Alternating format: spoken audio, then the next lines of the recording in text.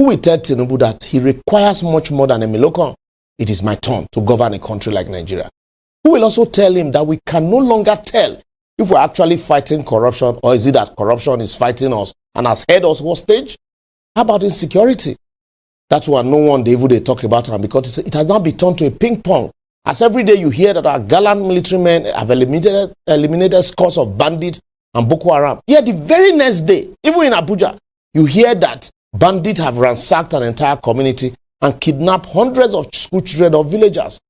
So guys, the disconnect between our leaders and the populace is huge. And that is why it seems they don't even understand what the ordinary man is going through. Who will tell Tinubu? Who will tell Tinubu that the times are hard in this country? Even the former Senate president has come out to say that there will be massive protests from the look of things, because it appears those at the helm of affairs don't even understand the plight of the people in this country. Who will tell Tinubu? Who will tell Tinubu? Who will tell Tinubu the truth? That since last year, when the Supreme Court approved of him to stand on his mandate, prices of food, services, medicals, and various consumables have refused to stand on that same mandate with him.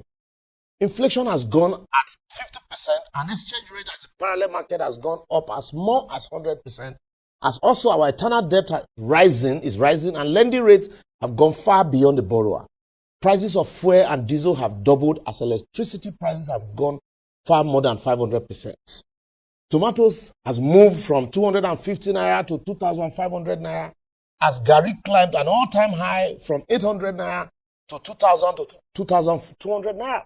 While frozen fish moved from 700 naira to 3,000 naira and still moving. As rice, milk, beans, sardine, and other minor foods now are strictly food for the rich.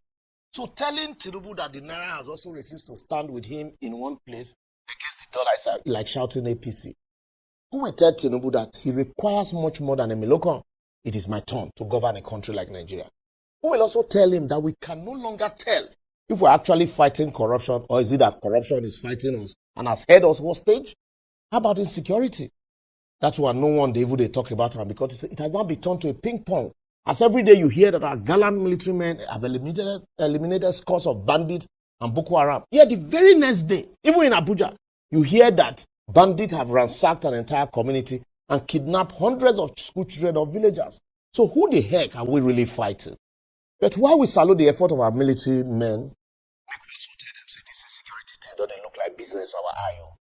How about our educational system? That one has become the butt of jokes, as parents are not only now sending their kids to America, Canada, and Europe, some are even going to fetch PhD from grammar school and non-existent universities in neighboring countries like Benin Republic. How about the priests, the bishops, pastors, whom after election ask citizens to bear with government and allow time for things to improve? We are told that they have jackpot to London for medicals, with our medical doctors and nurses already on the run too, since our health system is almost non-existent. Even as the clergies who left for America before the NSAS are now chasing their dream. They have been at the dreams, they chase them, and we are not calling anybody name. Even the peace of our airlines is now being destroyed by rescheduling and cancellation of flights due to shortage of aviation fuel.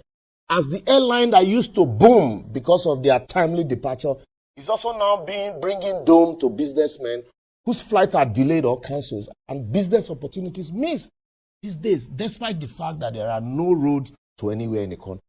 So we must tell President Tinubu that while the judiciary is complaining about remuneration and welfare, but every opportunity to appoint judges is allegedly hijacked by former and serving members, including politicians, as them they populate the bench with family members. But really, I want to ask, if the judiciary is not they lucrative, why are politicians and former judges and the current one hustling to replace themselves with their children in the bench and spouses?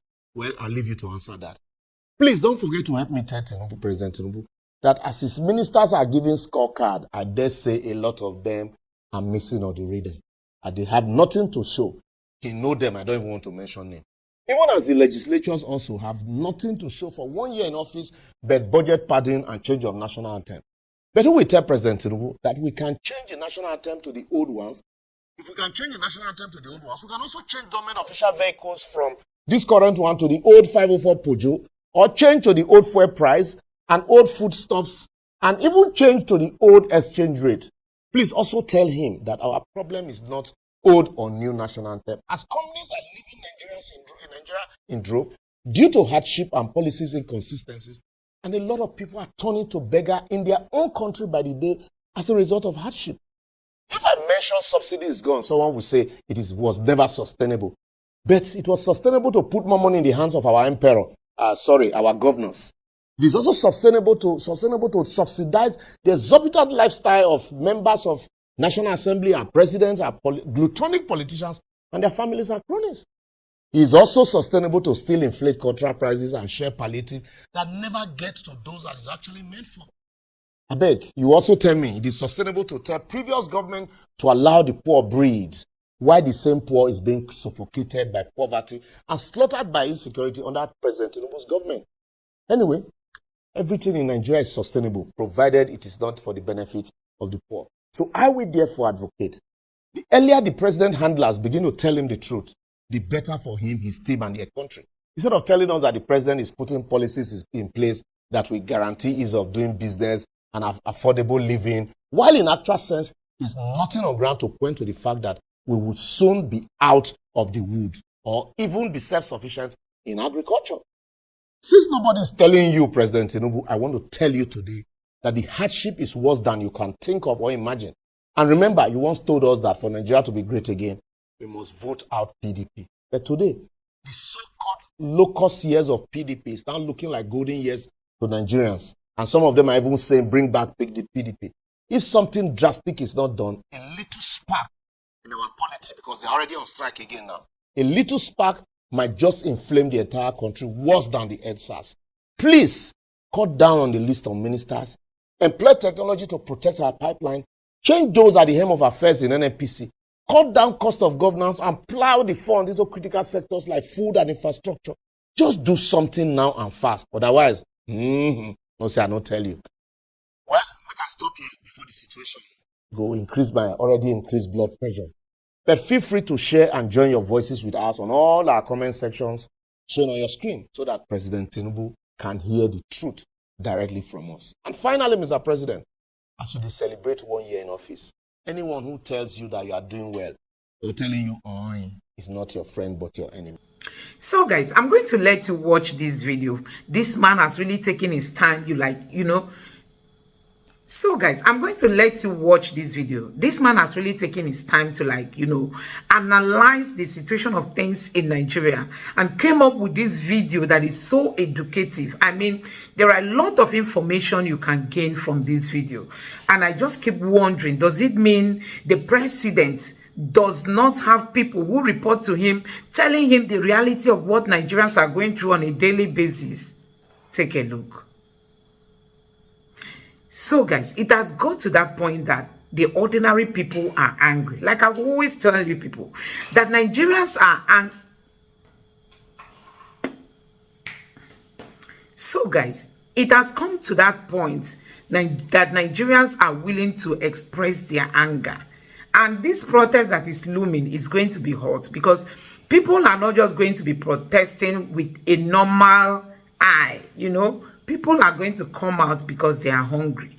I mean, people are going to come out because they are hungry. And it baffles me. If this were to be a European country or any of the Western country, you see leaders who will come out to apologize to the masses, telling them that they are sorry, that they are trying to put one thing or two in place to see if things will work better. They will apologize to the masses. But do you see this country? They don't care. A place like Nigeria, the leaders don't care. Where the Senate president will tell you that they know Nigerians are hungry, but if Tinubu needs a new private jet, they don't have any other option than to buy it for him. That's the kind of country we live in. A country where insecurity is ravaging the places. I mean, people are losing their lives on a daily basis. And they will come out to tell us that they inherited it from Buhari. Buhari will tell us that he inherited it from Jonathan. excuse givers, people that don't have fresh ideas that they can bring to the table, people that don't understand the plight of the Nigerian people, people that don't understand what it means, for you to have a family of 8, 9, 10, and you're able to feed them at such, a very difficult time like we've seen in Nigeria. These leaders, they don't care. And that is why the person that you elect as your president is very crucial. For those who will say election don't matter, election don't count. Nigerians, although we have INEC and the judiciary as a blockade, but nevertheless, this is a lesson. In the next election, come out fiercely, come out boldly and cast your vote. Encourage your people to vote for good leaders that can take us to another level. Let me know what you think about this in the comment section below. Please don't forget to subscribe to the channel and turn on the notification bell. Thank you.